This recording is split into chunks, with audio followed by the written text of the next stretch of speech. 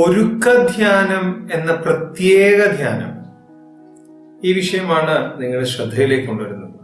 അപ്പൊ ഞാൻ റിഞ്ചു അച്ഛൻ, ക്രിസ്ത്യൻ വിസ്ഡം എന്ന യൂട്യൂബ് ചാനലിലേക്ക് എല്ലാ പ്രിയപ്പെട്ടവർക്കും സ്വാഗതം.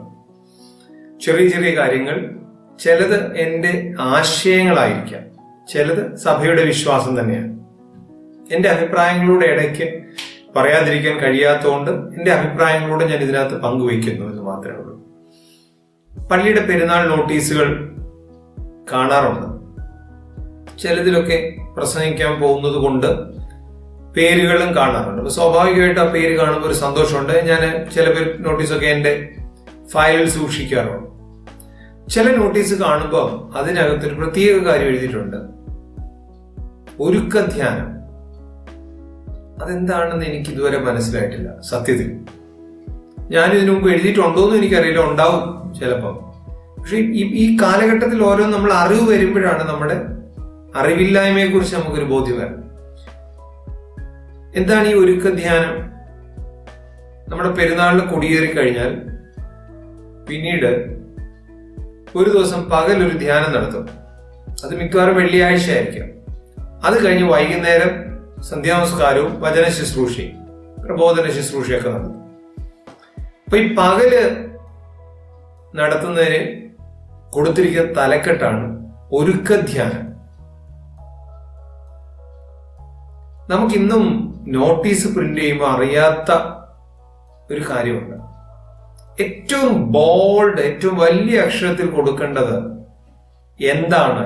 മിക്കവാറും ഒക്കെ നോട്ടീസ് നോക്കിയാൽ പെരുന്നാൾ റാസയാണ്. പെരുന്നാളിന്റെ നോട്ടീസിലെ ഏറ്റവും വലിയ അക്ഷരത്തിൽ കൊടുക്കേണ്ടത് വിശുദ്ധ കുർബാനയാണ്. മൂന്നുമേ കുർബാനയോ ഇല്ലയോ എന്നുള്ളതൊന്നും എനിക്കറിയില്ല, ഞാൻ അതിനെ കുറിച്ചൊക്കെ പറഞ്ഞിട്ടുണ്ട്. ഏറ്റവും വലിയ അക്ഷരത്തിൽ കൊടുക്കേണ്ടത് വിശുദ്ധ കുർബാനയാണ്.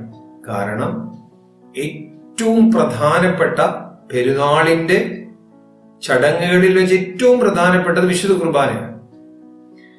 ആ വിശുദ്ധ കുർബാന സ്വീകരിക്കുവാൻ വേണ്ടി നടത്തുന്ന ഒരുക്കങ്ങളുണ്ട്. ആ വിശുദ്ധ കുർബാനയിലേക്ക് കൊണ്ടെത്തിക്കുന്ന പെരുന്നാൾ കൊടിയേറ്റ്, ആ വിശുദ്ധ കുർബാനയിലേക്ക് കൊണ്ടെത്തിക്കുന്ന ജാഗരണങ്ങൾ, നമസ്കാരങ്ങൾ, വചന ശുശ്രൂഷകൾ ഒക്കെ ആ വിശുദ്ധ കുർബാനയിലേക്ക് കൊണ്ടെത്തിക്കുക. അതെല്ലാം ഒരുക്കങ്ങളാണ്. നമ്മൾ വൈകുന്നേരം പ്രബോധന ശുശ്രൂഷ നടത്തിയാലും അത് എന്തിനു വേണ്ടിയാണ് നടത്തുന്നേ? എന്നെ പോലുള്ള അച്ഛനെ വിളിച്ചിട്ട് പ്രസംഗം നടത്തുക, നല്ല ഭക്ഷണം തരിക, പൈസ തരിക, ഇതിനു വേണ്ടിയാണോ? അല്ല. ആ പെരുന്നാളിലേക്ക് നമ്മളെ ഒരുക്കുകയാണ്. ആ പെരുന്നാളിലേക്ക് നമ്മളെ എത്തിക്കാൻ തക്കവണ്ണം നമ്മളെ ഒരുക്കുകയാണ്.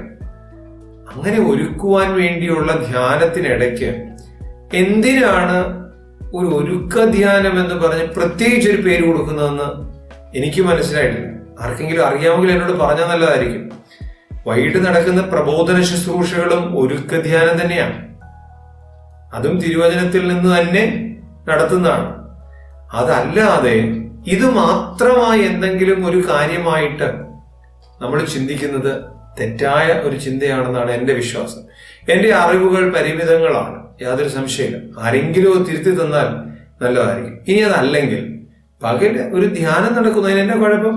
രാത്രിയില് ഇന്നത്തെ കാലം ചിലപ്പോൾ ഭവനങ്ങളിൽ വരാൻ പറ്റില്ല, നൈറ്റ് ഡ്യൂട്ടി ഉള്ളവരുണ്ടാകാം. അവര് പകലത്തെ ധ്യാനത്തിൽ വരട്ടെ. വിദേശ രാജ്യങ്ങളിലൊക്കെ പോകുമ്പം വൈകുന്നേരം 4 മണിക്ക് ധ്യാനം നടത്തുന്നത്, വൈകിട്ട് 4 മണിക്ക് പ്രസംഗം നടത്താറുണ്ട്. സ്ഥിരമായി വിദേശ രാജ്യങ്ങളിൽ 4 മണിക്ക് നടത്തിയ പ്രസംഗങ്ങൾ ഞാൻ നടത്തിയിട്ടുണ്ട്. അപ്പം അങ്ങനെയുള്ളതിനെ അങ്ങനെ കാണാനിടയാകട്ടെ. നമുക്കൊരിക്കലും ഇതൊരു പ്രത്യേക ധ്യാനം, അത് ഒരുക്കുകയാണ് എന്ന് പറയുന്ന വലിയ പ്രസംഗങ്ങൾ, ആമുഖ പ്രസംഗങ്ങളൊക്കെ ഒഴിവാക്കിക്കൊണ്ട് ഇതെല്ലാം പെരുന്നാളിലേക്കുള്ള ഒരുക്കങ്ങൾ തന്നെയാണ്. വചന ശുശ്രൂഷയും അതേ അർത്ഥത്തിൽ തന്നെയാണ് ഉൾക്കൊള്ളേണ്ടത് എന്ന് നമുക്ക് മനസ്സിലാക്കാൻ ഇടയാകട്ടെ. പെരുന്നാളിന്റെ നോട്ടീസുകൾ അടിക്കുമ്പോൾ എപ്പോഴും ഓർക്കുക, ആ നോട്ടീസിലുള്ള വാക്കുകളും ആ നോട്ടീസിലുള്ള ചിത്രങ്ങളും വളരെ കൃത്യമായ ഓർത്തഡോക്സ് ദൈവശാസ്ത്രത്തിൽ തിരുഹൃദയമുള്ള ചിത്രങ്ങൾ കൊടുക്കാൻ പാടില്ല. കന്യാമറിയാമിന്റെ മാത്രമായിട്ടുള്ള ചിത്രങ്ങൾ കൊടുക്കാൻ പാടില്ല. ഇങ്ങനെയുള്ള അടിസ്ഥാനപരമായി ആ നോട്ടീസിന്റെ മുകളിൽ ഒരു കുരിശടയാളം കാണണം. ഇങ്ങനെയുള്ള കാര്യങ്ങൾക്ക് പ്രാധാന്യം കൊടുത്തുകൊണ്ട് നോട്ടീസുകൾ പ്രിന്റ് ചെയ്യും. കാരണം ക്രിസ്ത്യാനിയുടെ അടയാളമാണ് പരിശുദ്ധ സ്ലീബ. അത് ഞാനൊക്കെ ചില പള്ളി ചില ഇത് പറയുമ്പോൾ ഒരു പക്ഷേ ആദ്യമൊക്കെ എന്നോട് വിരോധം തോന്നുമായിരിക്കും, ചിലർക്ക് അവസാനം വരെയും കാണുമായിരിക്കും, ഞാൻ പോന്നു കഴിഞ്ഞാലും കാണുമായിരിക്കും. പക്ഷെ ഈ കാര്യങ്ങൾ മനസ്സിലാക്കിയില്ലെങ്കിൽ നമ്മുടെ കയ്യിൽ നിന്ന് ഇതെല്ലാം കൈവിട്ടു പോകും. അതിനിടയാകാതിരിക്കാൻ വേണ്ടി ഇങ്ങനെയുള്ള ചെറിയ ചെറിയ കാര്യങ്ങൾ പറയുന്ന ആരോടും വ്യക്തിഗതമായ വൈരാഗ്യമുള്ളതുകൊണ്ടല്ല, മനസ്സിലാക്കാൻ ഇടയാകട്ടെ. മറ്റൊരു വിഷയമായിട്ട് വീണ്ടും കാണാം. ദൈവം അനുഗ്രഹിക്കട്ടെ.